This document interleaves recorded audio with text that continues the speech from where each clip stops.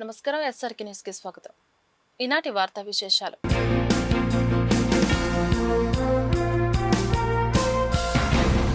గుంటూరు తూర్పు నియోజకవర్గంలో ఈ నెల 25న మెగా జాబ్ మేళా నిర్వహిస్తున్నట్లు ఎమ్మెల్యే మహమ్మద్ నజీర్ అహ్మద్ వెల్లడించారు. పొన్నూరు రోడ్లోని క్యాంపు కార్యాలయంలో శనివారం జాబ్ మేళా పోస్టర్ని నజీర్ ఆవిష్కరించి మాట్లాడారు. బిఆర్ స్టేడియం సమీపంలోని సాంఘిక సంక్షేమ వసతి గృహంలో 25న ఉదయం 9 గంటల నుండి జాబ్ మేళా ప్రక్రియ ప్రారంభం అవుతుందని చెప్పారు.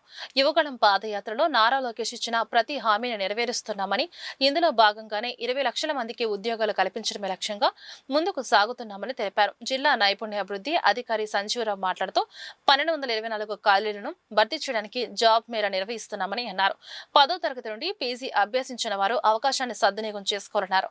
పేర్ల నమోదు ప్రక్రియ జాబ్ మేళా రోజున కూడా జరుగుతుందని అన్నారు. టీడీపీ నాయకులు జాగర్లమూడి శ్రీనివాస్, సత్యం తదితరులు పాల్గొన్నారు.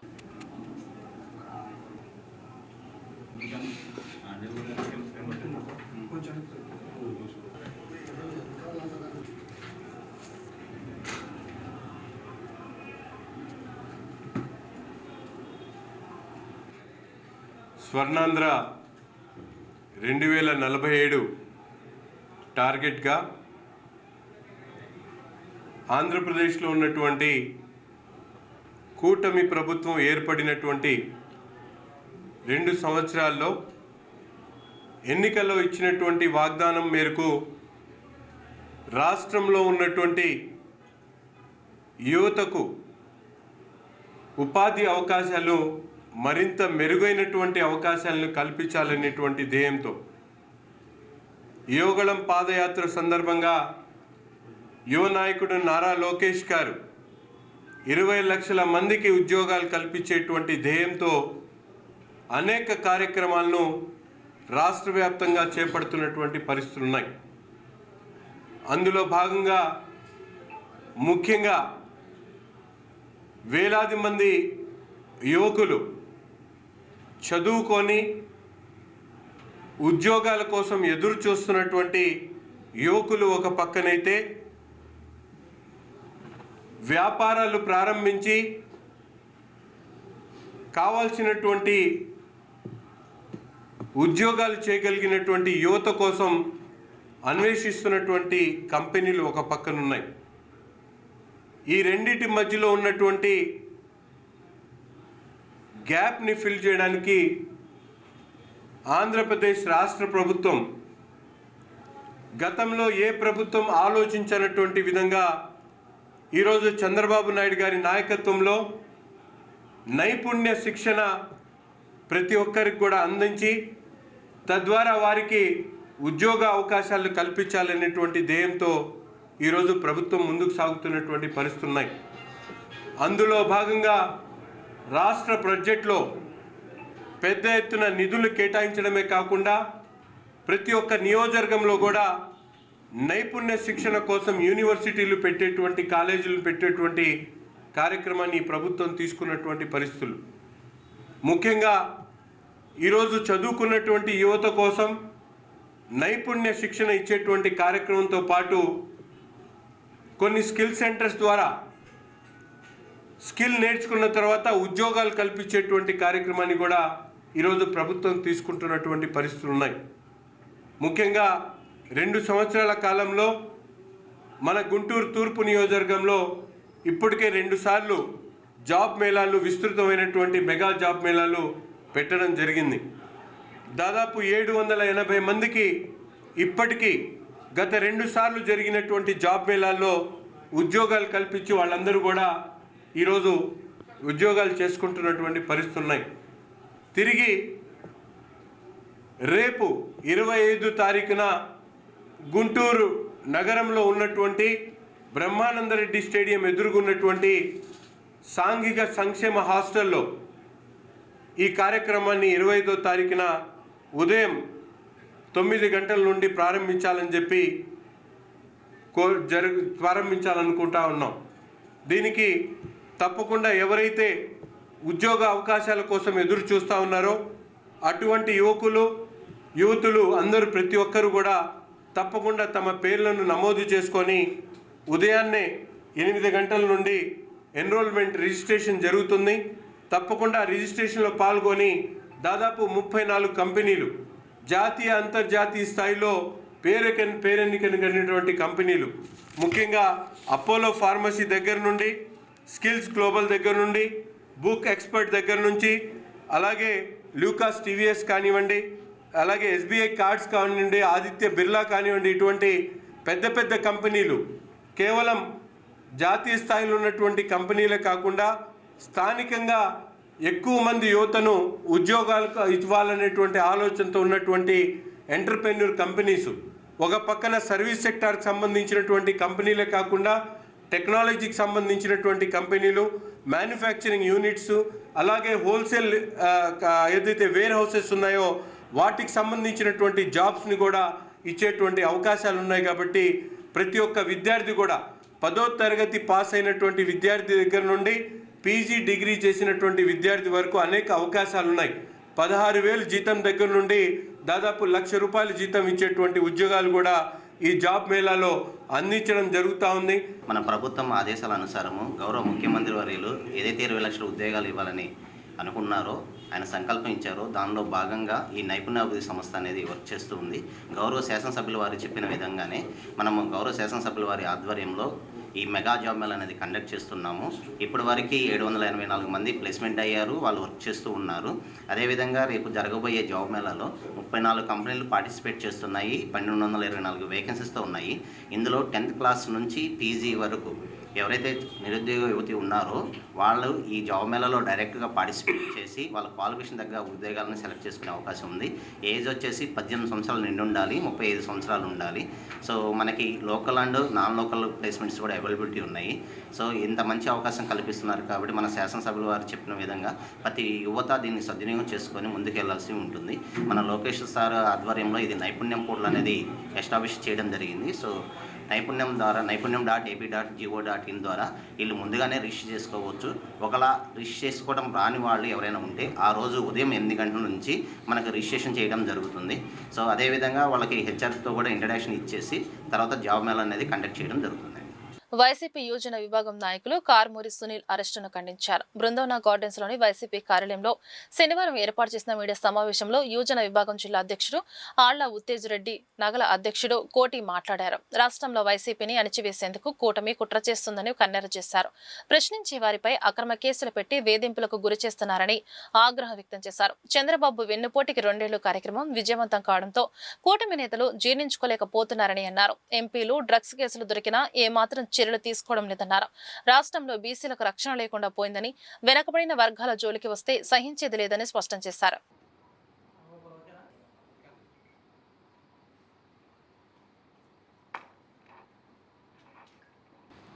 ఈరోజు వైఎస్ఆర్ కాంగ్రెస్ పార్టీ తరఫున యువజన విభాగం తరఫున ఈ ప్రెస్ మీట్ పెడడానికి కారణం ఏందయ్యా అంటే, ఈ కూటమి ప్రభుత్వం చేస్తున్న అక్రమ అరెస్టులను చూస్తూ ఉన్నాం. మొన్న చేసిన సునీల్ కుమార్ గారి అరెస్టుని మేము తీవ్రంగా ఖండిస్తూ ఉన్నాం. వైఎస్ఆర్ కాంగ్రెస్ పార్టీలో మొన్న చూసిన ఈ 2 ఏళ్ల వెన్నుపోటు అనే కార్యక్రమంలో పార్టీ ఎంత బలంగా ఉందనేది అందరం చూసుకున్నాం. దీన్ని చూసిన కూటమి ప్రభుత్వం మళ్ళీ ఏ విధంగా ఇబ్బంది పెట్టాలి, యువకుల్ని ఏ విధంగా ఇబ్బంది పెడితే మళ్ళీ పార్టీకి ఇంత మైలేజ్ లేకుండా ఉంటుంది, మళ్ళీ బయటికి రాకుండా ఉంటారు అనే ప్రయత్నం చేస్తూ ఉన్నారు. ఇటువంటి కేసులకి, అక్రమ అరెస్టులకి వైఎస్ఆర్ కాంగ్రెస్ పార్టీలో ఉన్న యువకులు భయపడేది లేదు. మీరు ఎంత అణిచివేద్దాం అనుకుంటే వైఎస్ఆర్ కాంగ్రెస్ పార్టీ అంత ఊపుగా బయటకు వచ్చే పరిస్థితి కనపడతా ఉంది. మొన్న విజయవాడ సంగతి చూస్తే, విజయవాడలో జరిగిన సంఘటన చూసినా అదే పరిస్థితి కనపడతా ఉంది. జగన్మోహన్ రెడ్డి గారు అక్కడికి వెళ్ళి ప్రశ్న ఇచ్చే వరకు గవర్నమెంట్ వచ్చి న్యాయం చేసే పరిస్థితి కనపడట్లేదు. అదేవిధంగా ఎవరైతే పార్టీలో ఉత్సాహంగా ఉండి బయట తిరుగుతూ ఉండి జనాల్ని మోటివేట్ చేస్తూ ఉన్నారో వాళ్ళని ఈ విధంగా అక్రమ అరెస్టులు చేసి వైఎస్ఆర్ కాంగ్రెస్ పార్టీ నుంచి ఉన్న ప్రజాప్రతినిధులు ఏ విధంగా అరెస్ట్ చేస్తున్నారు, అదేవిధంగా కూటమి ప్రభుత్వంలో ఉన్న ఎంపీలు రెడ్ హ్యాండెడ్గా డ్రగ్స్ కేసుల్లో దొరికితే ఏ విధంగా స్టేషన్ బెయిల్ ఇచ్చి రాజమర్యాదలతో ఇంటికి పంపుతా ఉన్నారో చూస్తూ ఉన్నాం. ఈ రాష్ట్ర ప్రజలు చూస్తూ ఉన్నారు. ఇటువంటి చర్యల్ని మీరు ఆపేసి మీరు ఇచ్చిన హామీల్ని నెరవేర్చే దిశగా మీరు వెళ్తే బాగుంటుంది. మీరు ఇటువంటి చేసే కొద్దీ వైఎస్ఆర్ కాంగ్రెస్ పార్టీ తరఫున యువజన విభాగం ఎప్పుడూ పోరాటాలు చేస్తూనే ఉంటుంది. ఈరోజు ఈ పత్రికా సమావేశం యొక్క ప్రధాన ఉద్దేశం మా YSR Congress party state working president అయిన కారుమూరి సునీల్ యాదవ్ గారి అరెస్టుకు నిరసనగా దాన్ని తీవ్రంగా ఖండిస్తూ మా పార్టీ తరఫున యువజన విభాగం తరఫున గుంటూరు జిల్లా వైఎస్ఆర్సీపీ తరఫున ఖండిస్తూ ఈ పత్రికా సమావేశం ఏర్పాటు చేయడం జరిగింది. ఈ అరెస్టు యొక్క ప్రధాన ఉద్దేశం వైఎస్ఆర్ కాంగ్రెస్ పార్టీలో ఉన్న బీసీ నాయకులని, యాదవ సామాజిక వర్గంలో ఉన్న ఒక ఉన్నతమైన వ్యక్తిత్వ విలువలు కలిగిన ఉన్నత స్థానానికి ఎదుగుతున్న ఒక యువ ఎంపీని, మాజీ ఎంపీని అణగదొక్కాలని ప్రధాన ఉద్దేశం. మీ యొక్క కూటమి ప్రభుత్వం తెలుగుదేశం పార్టీ పునాదులు బీసీల ఓట్ల మీద, బీసీల వల్ల పునాదులు ఏర్పరచుకొని అధికారంలోకి వచ్చిన మాట మర్చిపోయి ఈరోజు బీసీలను అణగదొక్కాలని ప్రధాన ఉద్దేశంతో ఈ అరెస్ట్ కార్యక్రమం జరిగింది. మీరు అరెస్ట్ చేయడానికి కారణం లిక్కర్ వ్యాపారం. వైఎస్ఆర్ పార్టీ గవర్నమెంట్ రన్నింగ్లో ఉన్నప్పుడు ప్రభుత్వమే లిక్కర్ వ్యాపారం నిర్వహించింది. మరి ఎక్కడ జరిగింది? అవకతవకలు జరిగాయి, అక్రమాలు జరిగాయి, అడ్డదిడ్డంగా సంపాదించారని చెప్పేసి మీరు కేసు ఫైల్ చేసి సునీల్ కుమార్ యాదవ్ గారిని అరెస్ట్ చేశారు. ఇలానే ఢిల్లీలో లిక్కర్ స్కామ్ అని చెప్పేసి టీఆర్ఎస్ పార్టీకి సంబంధించిన కవిత గారిని అరెస్ట్ చేశారు, అరవింద్ కేజ్రీవాల్ అరెస్ట్ చేశారు, మనీష్ సిసోడియాని అరెస్ట్ చేశారు. కానీ ఫైనల్గా ఏమైంది? ఆ లిక్కర్ స్కామ్ అంతా ఏమీ లేదు, అంతా బోగస్ అని చెప్పేసి మీ యొక్క రాజకీయ కక్ష సాధించుకోవడం కోసం అని చెప్పేసి కేవలం లిక్కర్లో అక్రమాలు జరిగాయని చెప్తున్నారు. ఓ పక్క గవర్నమెంట్ జీవోలను ఏం చెప్తున్నాయి? అసలు లిక్కర్ వ్యాపారం అనేది డైరెక్ట్గా గవర్నమెంట్ ఏర్పాటు చేసింది, గవర్నమెంటే వ్యాపారం చేసిందని చెప్పేసి క్లియర్గా జీవో జరుగుతున్నాయి. గవర్నమెంట్ నిర్ణయాల్లో ఒక ప్రతిపక్షంలో ఉన్న ఎంపీకి ఏం సంబంధం ఉంటుంది? ఆ రోజు ఎంపీగా ఉన్న అతను, ఢిల్లీలో ఉన్న అతనికి ఈ వ్యాపారంతో ఏం సంబంధం ఉంటుంది? లిక్కర్ సప్లై ఉంటే, ఏదైనా కాంట్రాక్ట్ ఉంటే కాంట్రాక్టులు తీసుకొని అఫీషియల్గా వేలంపాట పాడుకొని వాళ్ళు లిక్కర్ సప్లై చేస్తారు. ఎటువంటి నేరారోపణ చేసే ముందు కనీసం మినిమం నామ్స్ పాటించకుండా, ఎటువంటి ప్రధాన కారణాలు లేకుండా ఇలా అరెస్ట్ చేసుకుంటా పోవడం, బీసీ నాయకుల్ని ముఖ్యంగా మా యాదవ సామాజిక వర్గం సంబంధించేసి మీరు అనగదొక్కాలని చూస్తున్నారు.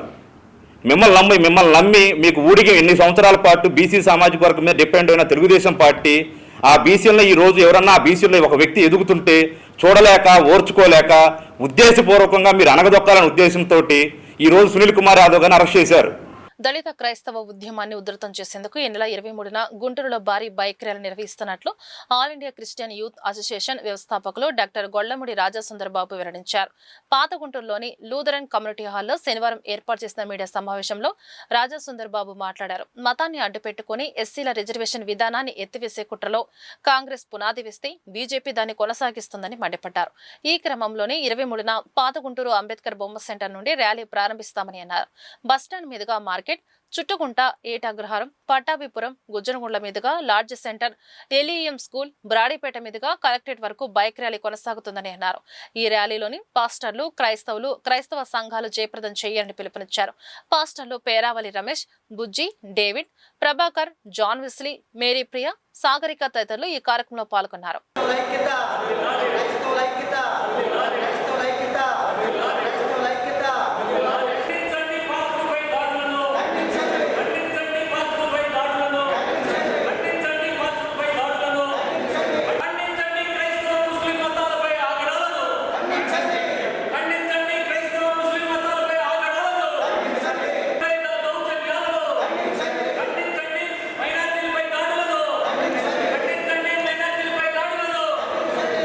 ఈ రోజున భారతదేశంలో ప్రధానంగా 2 మతాల పట్ల వివక్షత కొనసాగుతుంది.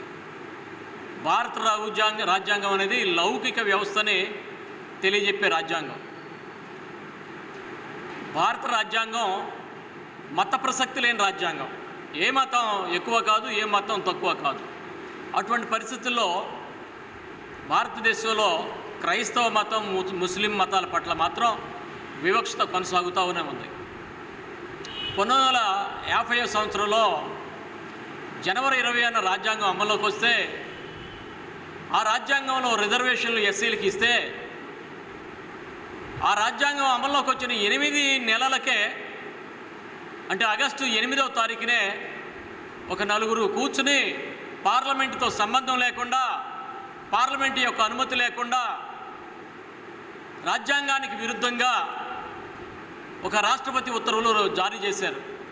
ఆ రాష్ట్రపతి ఉత్తర్వులో పారా నంబర్ 3 ఏం చెబుతుందంటే హిందూ మతంలో ఉన్నవారే ఎస్సీలోని చెప్తా ఉంది. ఇది కేవలం భారత రాజ్యాంగానికి విరుద్ధం. భారత రాజ్యాంగం మత ప్రసక్తి లేని రాజ్యాంగం, లౌకిక రాజ్యాంగం, అన్ని మతాలు సమానంగానే చెప్పేది. కానీ ఎస్సీలకి రిజర్వేషన్లకి దూరం చేయటానికి, ఎస్సీలు అనేవాళ్ళు రిజర్వేషన్లకు దూరం చేసేందుకోసం ప్రత్యేకంగా హిందూ మతంలో ఉన్న వాళ్ళే ఎస్సీలు అని చెప్పేసి అన్నారు. హిందూ మతాన్ని అభివృద్ధి చేయటానికి లేక క్రైస్తవ ముస్లిం మతాల్ని అణిచివేసేందుకోసమే ఈ కుట్ర జరిగిందని మేము ఆరోపిస్తున్నాం. అందుకనే 75 సంవత్సరాలుగా మరి బీసీసీ అనేది ఆంధ్రప్రదేశ్ తెలంగాణ రాష్ట్రాల్లో కొనసాగుతుంది. బీసీసీ వాళ్ళు ఎస్సీలే, మాలా మాదిగ కులస్తులే, కానీ వాళ్ళు క్రైస్తవ మతం తీసుకున్నందున బీసీసీగా కొనసాగుతున్నారు. ఇది ఎస్సీలకి మత స్వేచ్ఛకి అడ్డంకిగా పరిగణించింది కనుక ఈ రాష్ట్రపతి ఉత్తర్వులను రద్దు చేయండి, లేక పారా నంబర్ 3ని తీసివేయండి, మాకు మత స్వేచ్ఛని ఇవ్వండి, ఈ ఎస్సీ హోదాను కొనసాగించండి అని చెప్పేసి మేము నినదిస్తున్నాం. సహోదరుల ఐక్యత కలిగి నివసించుట ఎంత మేలు, ఎంత మనోహరమని దేవుని వాక్యం సెలవిస్తున్నది. కాబట్టి సేవకులందరికీ కూడా మరి కలిసి వచ్చి మరి దళిత క్రైస్తవుల మరి రిజర్వేషన్ కోసం పోరాడాలని మరి పిలుపునిస్తున్నాము. మరి కుల మత భేదాలు లేకుండా మరి క్రైస్తవులుగా అన్ని కులాల్లో ఉన్నారు. మరి వారికైతే రిజర్వేషన్ రద్దు చేయబడలేదు, కానీ మనకి రద్దు చేయాలని చూస్తున్నారు. కాబట్టి మన పోరాటం మనం పోరాడినప్పుడు ప్రభుత్వం దిగివచ్చి మన యొక్క విధానాన్ని వాళ్ళు అంగీకరించి మనకి రిజర్వేషన్ చేయడానికి అవకాశం ఉండేది. కాబట్టి మరి రాష్ట్రపతి గారు 1950లో ఉత్తరాలు మరి దాన్ని రద్దు చేయాలని మరి కోరుకుంటూ నేను ఈ మనవిని విన్నవించుకుంటున్నాను. గుంటూరు నగరపాలక సంస్థ కార్యాలయంలో శనివారం ఏఐటీసీ ఆధ్వర్యంలో ధర్నా కార్యక్రమం జరిగింది. యూనియన్ రాష్ట్ర వర్కింగ్ ప్రెసిడెంట్ మాలేద్రి మాట్లాడారు. కూటమి ప్రభుత్వం మున్సిపల్ కార్మికుల సమస్యలను పూర్తిగా విస్మరించిందన్నారు. స్వచ్ఛ భారత్ అని ప్రచారాలు చేసుకోవడమే తప్ప దానికి తగినట్లుగా పారిశుద్ధ్య సిబ్బందికి కనీస పనిముట్లు కూడా ఇవ్వడం లేదన్నారు. ఇప్పటికైనా కార్మికుల సమస్యలను పరిష్కరించాలని ఆయన డిమాండ్ చేశారు. ఏఐటీసీ నాయకులు రావుల అంజిబాబు తదితరులు ఈ కార్యక్రమంలో పాల్గొన్నారు.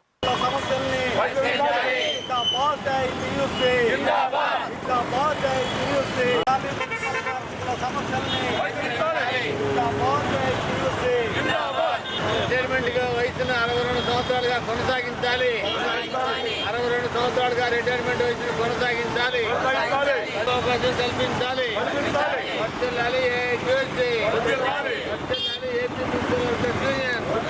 గతంలో అబ్కాస్ వర్కర్లకు సంబంధించి 62 సంవత్సరాలు రిటైర్మెంట్ వయసుగా ఉండేది.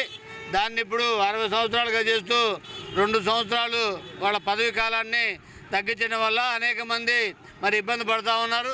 అందువల్ల 62 సంవత్సరాలుగానే కొనసాగించాలని ఏఐటీసీగా కోరుతా ఉన్నాం.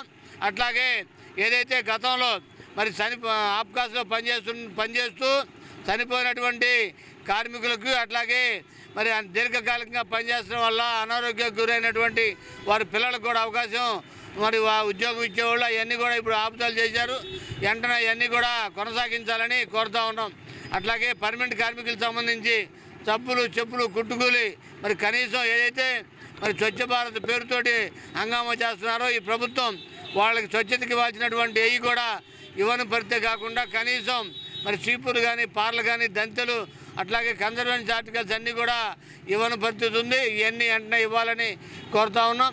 అలాగే మరి పిఎఫ్ సంబంధించి కూడా మరి పిఎఫ్ చనిపోయినప్పుడు వాళ్ళ పిఎఫ్ సెటిల్ చేయాలి.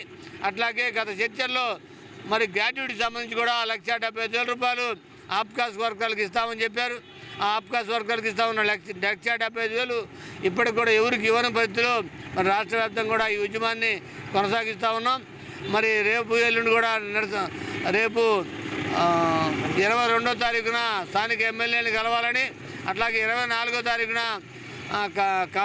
కలెక్టర్ కార్యాలయం దగ్గర కూడా నిరసన చెప్పాలని కూడా రాష్ట్ర వ్యాప్తంగా నిర్ణయం చేయడం జరిగింది. దాంట్లో భాగంగా ఈరోజు రాష్ట్ర వ్యాప్తంగా జరిగే దాంట్లో మరి గుంటూరు నగరంలో కూడా నిర్వహిస్తూ ఉన్నాం. సంఖ్యలో పెంపుదల చేశారు, కానీ దానికి సంబంధించి కార్మికులను అయితే పెంచడంలో మున్సిపల్ అధికారులు తీవ్ర నిర్లక్ష్య వైఖరి అవలంబిస్తున్నారు.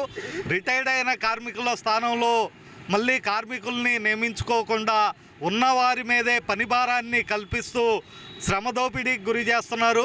అలాగే కార్మికులకు రావాల్సిన సౌకర్యాలని అమలు చేయటంలో మున్సిపల్ అధికారుల నిర్లక్ష్య వైఖరిని వ్యతిరేకిస్తూ ఈరోజు రాష్ట్ర వ్యాప్తంగా ఏఐటీయూసీ మున్సిపల్ వర్కర్స్ యూనియన్ ఆధ్వర్యంలో ధర్నా కార్యక్రమాన్ని నిర్వహించుకోవటం జరుగుతుంది. ఈ ధర్నా కార్యక్రమం దశలవారీ ఆందోళనలో భాగంగా జరుగుతుంది. ఇప్పటికైనా ప్రభుత్వం మున్సిపల్ కార్మికుల సమస్యల్ని పరిష్కరించాలని, లేని ఎడల పెద్ద ఎత్తున ఏఐటీయూసీ మున్సిపల్ కార్మికుల ఆధ్వర్యంలో ఉద్యమాలు నిర్వహించడానికి సిద్ధంగా ఉన్నారని తెలియజేస్తున్నాం. గుంటూరు రెవెన్యూ కళ్యాణ మండపంలో శనివారం ఆంధ్రప్రదేశ్ రైతు సంఘం జిల్లా మహాసభ జరిగింది. రైతు సంఘ నాయకులు వి కృష్ణయ్య, కె అజయ్ కుమార్ తదితరులు సభలో భాగంగా ప్రసంగించారు.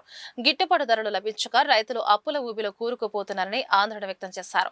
పంటలకు మద్దతు ధర కల్పించడంలో పాలకులు పూర్తిగా విఫలమవుతున్నారని తెలిపారు. అదేవిధంగా అభివృద్ధి పేరుతో ప్రభుత్వాలు రైతుల నుంచి బలవంతంగా భూములు లాక్కుంటున్నాయని మండిపడ్డారు. పాలకుల ఉదాసీనత వల్లే రైతులు సాగుపై మక్కువ కోల్పోతున్నారని అన్నారు. రైతాంగ సమస్యల పరిష్కారం కోసం సమిష్టిగా పోరాటాలు చేయాల్సిన అవసరం ఉందని గుర్తు చేశారు.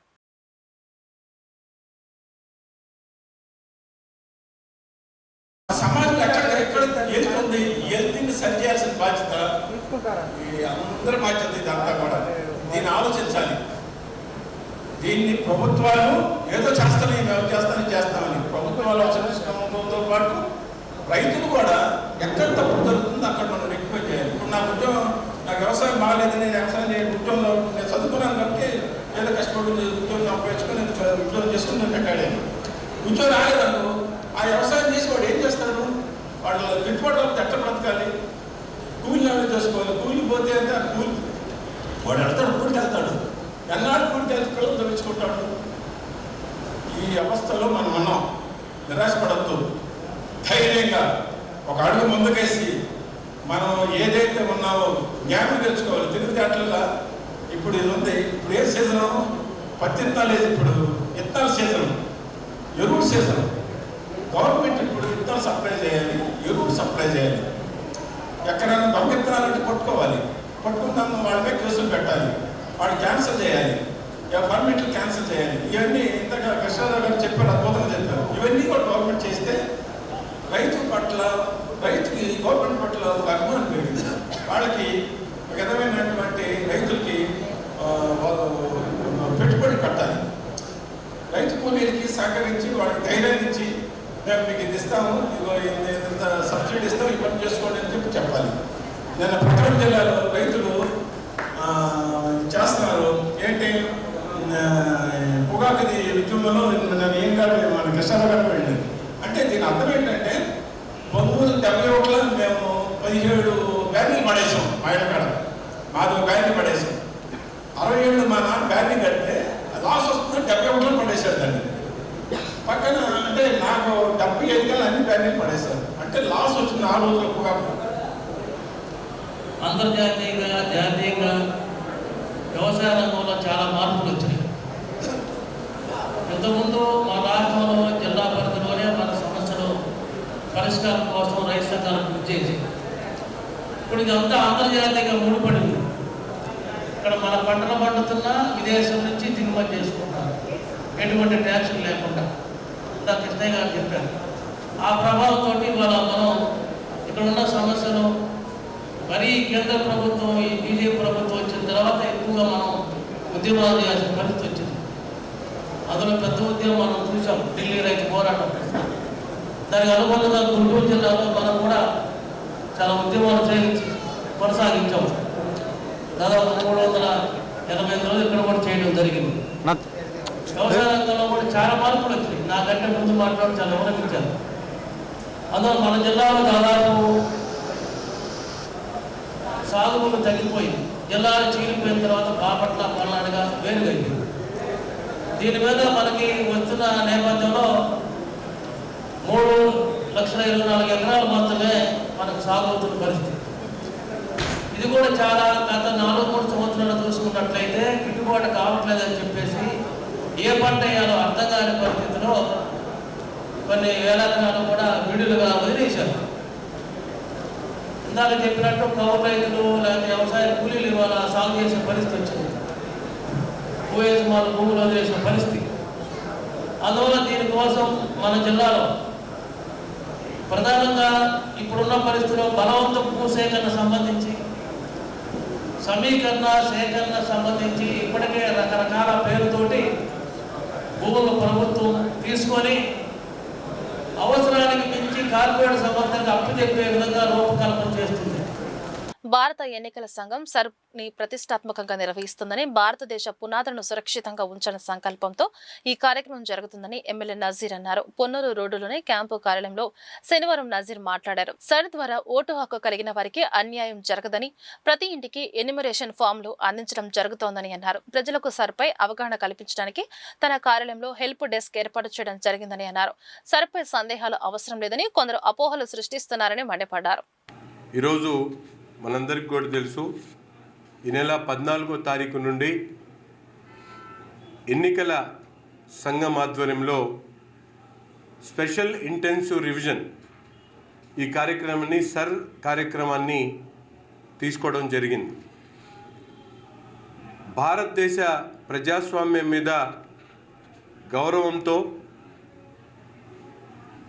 భారతదేశ ప్రజాస్వామ్య పునాదుల్ని మరింత సురక్షితంగా ఉంచాలనేటువంటి ధ్యేయంతో ఈ కార్యక్రమాన్ని కేంద్ర ప్రభుత్వం ఆధ్వర్యంలో ఎన్నికల సంఘం నిర్వహిస్తున్నటువంటి పరిస్థితులు ఉన్నాయి.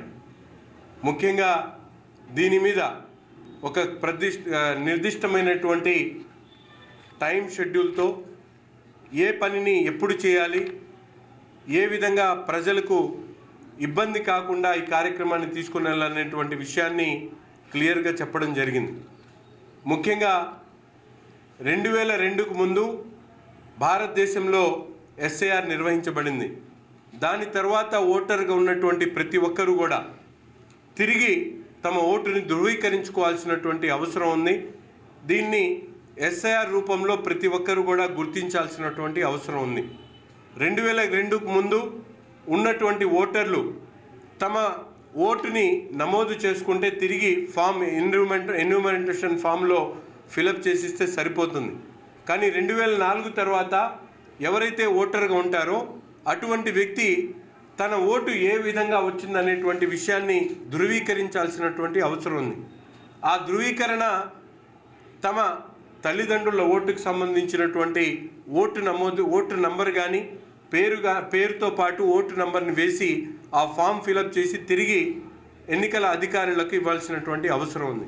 దీని మీద కొన్ని దుష్ప్రచారాలు జరుగుతూ ఉన్నాయి. కొంతమంది అపోహలకు పాల్పడుతూ ఉన్నారు. ఈ సందర్భంగా ప్రతి ఒక్కరికి కూడా చెప్పదలుచుకున్నాం, ఏదైతే ఎన్నికల సంఘం ఈ కార్యక్రమాన్ని నిర్వహిస్తూ ఉందో దీనిలో ఎక్కడా కూడా ఓటు హక్కు కలిగినటువంటి ఏ ఒక్కరికి కూడా ఇబ్బంది కలగదని చెప్పేటువంటి మాటని క్లియర్గా చెప్పదలుచుకున్నాం. ఎవరైతే ఓటర్గా ఉన్నారో, భారతదేశ పౌరసత్వం ఉందో తప్పకుండా వారి దగ్గర 12 రకాల అఫిడవిట్స్ను ఏదైతే వాళ్ళకి కావాల్సినటువంటి ఏదైనా పెన్షన్ కార్డు కానీ, అలాగే నేటివిటీ కార్డు కానీ, లేకపోతే క్యాస్ట్ సర్టిఫికేట్ కానీ, ఇట్లాంటి సర్టిఫికేట్స్ 12 రకాల సర్టిఫికేట్ పెట్టి ఎవరైనా ఓటర్గా నమోదు కావచ్చు. కొత్తగా ఓటర్ ఉన్నటువంటి వాళ్ళు మైగ్రేషన్ ఫామ్ 7, ఫామ్ 8 ద్వారా పెట్టుకోవచ్చు. డెత్ అయినటువంటి వాళ్ళు ఫామ్ 7 పెట్టి తమ ఓటును తొలగించుకోవచ్చు. దీంట్లో ఎక్కడా కూడా మీరందరూ కూడా సందేహించాల్సినటువంటి అవసరం లేదు. ప్రతి ఒక్క ఓటు ప్రతి ఇంటికి కూడా ఎన్యూమరేషన్ ఫామ్ ఇవ్వడం జరుగుతూ ఉంది. వాళ్ళ దగ్గర నుంచి ఫిలప్ చేసినటువంటి ఫామ్స్ని తిరిగి తీసుకోవడం జరుగుతుంది.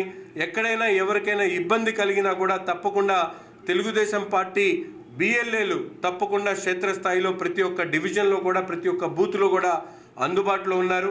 లేకపోతే మా కార్యాలయానికి సంబంధించినటువంటి నంబర్ని కూడా ప్రత్యేకంగా ఇవ్వడం జరిగింది హెల్ప్ డెస్క్. దానికి కాల్ చేస్తే మేము తప్పకుండా స్పందించి వాటికి కావాల్సినటువంటి అవసరాలని, వాటికి కావాల్సినటువంటి డాక్యుమెంటేషన్ని పూర్తి చేస్తామని చెప్పి కూడా ఈ సందర్భంగా తెలియజేస్తూ ఉన్నాం. అంతేకాకుండా బిఎల్ఓలు కూడా ప్రతి ఇంటికి కూడా వెళ్తారు. ఇది ఎన్నికల నియమావళి ప్రకారం జరిగేటువంటి కార్యక్రమం కానీ దీన్ని ఎక్కడ కూడా ఎవరు కూడా నెగ్లెక్ట్ చేసేటువంటి పరిస్థితులు ఉండవు. దేశంలో క్రైస్తవ ముస్లిం మతాలను ఉద్దేశపూర్వకంగానే అణిచివేసే ప్రక్రియ జరుగుతుందని all India Christian youth association వ్యవస్థాపకులు సామాజికవేత్త డాక్టర్ గొల్లముడి రాజసుందరబాబు ఆందోళన వ్యక్తం చేశారు. Justice delayed is justice denied అనే అభిప్రాయం వ్యక్తం చేశారు. పాతగుంటూరులో శనివారం రాజసుందరబాబు మాట్లాడారు. తాను అనేక సామాజిక ఉద్యమాల్లో పాల్గొని చట్టాలు, జీవోలు తీసుకుని వచ్చారని, క్రైస్తవులు ముస్లింల కోసం ఐక్యంగా ఉద్యమం చేస్తున్నారని చెప్పారు. ప్రభుత్వం ఏ మతానికి అధిక ప్రాధాన్యత ఇవ్వకూడదని, కానీ దేశంలో క్రైస్తవులు ముస్లింల పట్ల వివక్షత కొనసాగుతుందని అన్నారు. ప్రభుత్వ పాలకులు ఒక మతానికే ప్రాధాన్యత ఇచ్చి ప్రారంభోత్సవాలకు పిలుస్తున్నారని అన్నారు. దేశంలో 40 కోట్ల మంది ఎస్సీలకు అన్యాయం చేయడం దారుణమని అన్నారు. 1950 నాటి రాష్ట్రపతి ఉత్తర్వులపై 20 కేసుల పెండింగ్ లో ఉన్నాయని, అటువంటి అంశాలను వదిలేసి చింతాండ ఆనంద్ విషయంలో తీర్పును ఇవ్వడం సమంజసం కాదని అన్నారు. చింతాడ ఆనంద్ వ్యవహారంలో స్టే ఇవ్వాలని విజ్ఞప్తి చేశారు.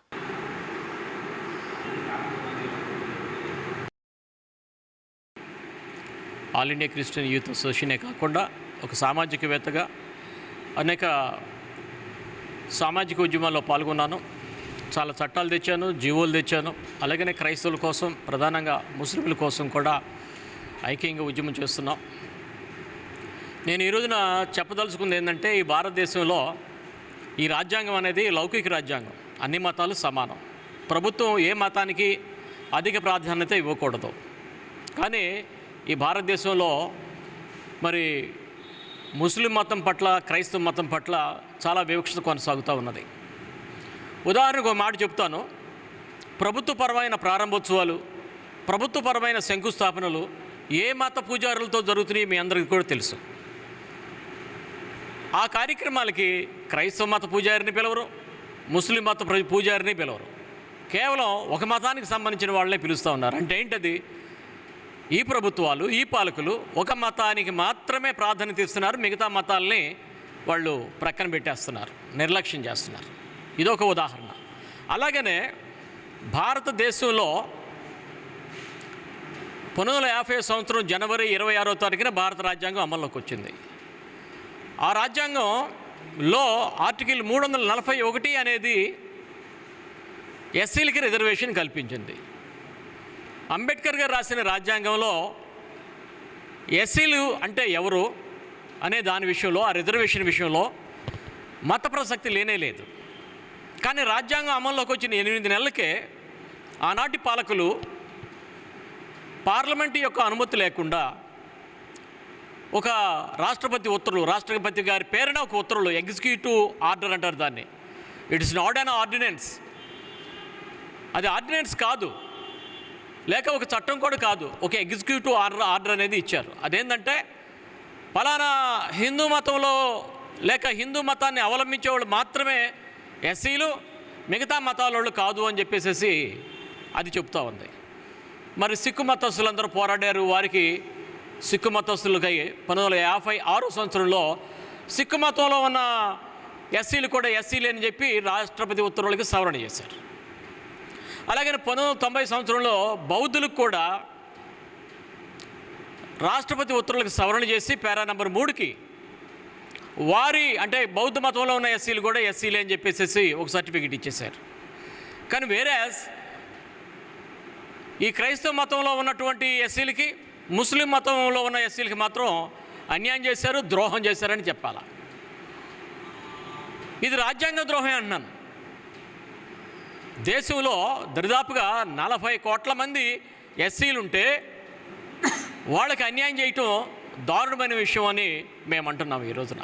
గుంటూరు లక్ష్మీపురంలోని Malabar golden diamonds Nova 3.0 natural diamond ఆభరణాలను శనివారం అట్టహాసంగా ఆవిష్కరించింది. ఈ సందర్భంగా అతిథులతో పాటు ప్రముఖ వ్యాపారవేత్త Peddi Ramanarao, marketing head Gopi Kiran, store head Nadeer ఈ ఆభరణాలను ఆవిష్కరించి మాట్లాడారు.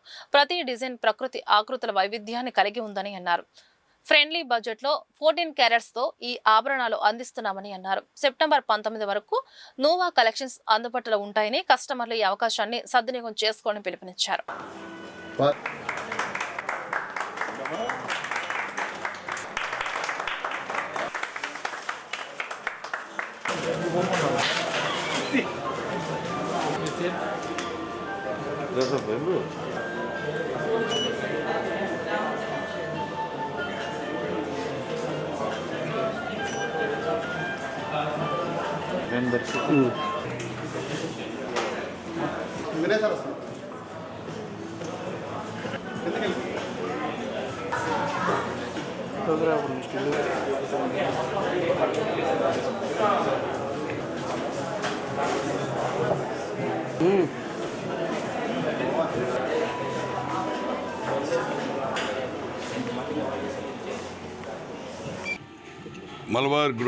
మలబార్ గోల్డ్ గుంటూరు బ్రాంచ్లో కొత్తగా నోవా బ్రాండ్ని ప్రారంభించడం జరిగింది. ఈరోజు ఇది ఇది విజిట్ అనమాట. ఇది లేటెస్ట్ టెక్నాలజీ తోటి ప్రకృతికి దగ్గరలో అందరికీ అందించే విధంగా ఏర్పాటు చేయడం జరిగింది. కాబట్టి దీన్ని అందరూ 20 రోజులు ఉంటుంది ఈ కార్యక్రమం. అందరూ దీన్ని ఒకసారి వచ్చి చూసి అందరూ సద్వినియోగం చేసుకోవాలని కోరుతున్నాం. ఈరోజు Guntur branch Malabar Gold and Diamonds Nova 3.0 product అనేది లాంచ్ చేయడం జరిగింది. ఈ యొక్క ప్రోడక్ట్ స్పెషాలిటీ ఏంటంటే 18 క్యారెట్ అనేది డైమండ్లో మనం యూనిక్గా ఉంటుంది. సో అలానే 14 క్యారెట్ కూడా మనం ఇంట్రడ్యూస్ చేస్తున్నాము. సో పెరుగుతున్న గోల్డ్ రేట్కి అనుగుణంగా ఉండేటట్టుగా అందరికీ ఫ్రెండ్లీ బడ్జెట్ కోసం సో 14 క్యారెట్లు కూడా ఇంట్రడ్యూస్ చేయడం జరిగింది. ఈ 14 క్యారెట్తో పాటుగా మనకి ఏంటంటే నేచర్ ఇన్స్పిరేషన్ తీసుకొని మనం డైమండ్ ఆర్నమెంట్స్ అనేది చేయడం జరుగుతుంది. మలబార్ అనేది ఒక బ్రాండ్ అయితే ఈ సబ్ బ్రాండ్ ద్వారా మనం నోవా 3.0 ప్రోడక్ట్ లాంచ్ చేయడం జరిగింది. సో మనకి ఇయర్ రింగ్స్ కానీ, ఫింగర్ రింగ్ కానీ, అలానే నెక్లెస్ కానీ, light weight jewellery office wear కోసం కానీ, డైలీ వేర్ కోసం కానీ డిజైన్స్ అందుబాటులో ఉన్నాయి. సో ఇవి సెప్టెంబర్ 19 వరకు మనకు అందుబాటులో ఉంటుంది. సో మంచి ఆఫర్స్ కూడా ఉన్నాయి. సో గుంటూరు అండ్ కస్టమర్స్ కానీ, పరిసర ప్రాంత ప్రజలు కానీ అందరూ ఈ యొక్క ఎగ్జిబిషన్కి ఈ కొత్త డిజైన్ని చూడవలసిందిగా రిక్వెస్ట్ చేస్తూ ఉన్నాం. వీళ్ళ మలబార్ న్యూ కలెక్షన్ చాలా బాగుంది. ఇప్పుడు మేము ఇంతకుముందు కస్టమర్స్లా వచ్చాము, ఇప్పుడు గెస్ట్లా రావడానికి చాలా ఆనందంగా ఉంది. వాళ్ళ కలెక్షన్ చూస్తున్నారు కదా, చాలా బాగుంది. ఈరోజు స్పెషల్ ఏంటి? ఈరోజు ఏం ఓపెన్ చేశారు? డైమండ్ కలెక్షన్స్ ఇవాళ Nova diamond collection, natural diamond collection open చేశారు. ఇవన్నీ న్యాచురల్, మన సరౌండింగ్స్లో ఉన్న న్యాచురల్ ఐటమ్స్తోనే చేశారు. ఇక్కడ పర్చేస్ చేసిన గోల్డ్ కానీ ఐటమ్స్ కానీ చాలా బాగుంటాయి అండ్ క్వాలిటీ కూడా చాలా బాగుంటుంది. Everything is like the finest over here. ఈ వార్తలు ఇంతటితో సమాప్తం. నమస్కారం.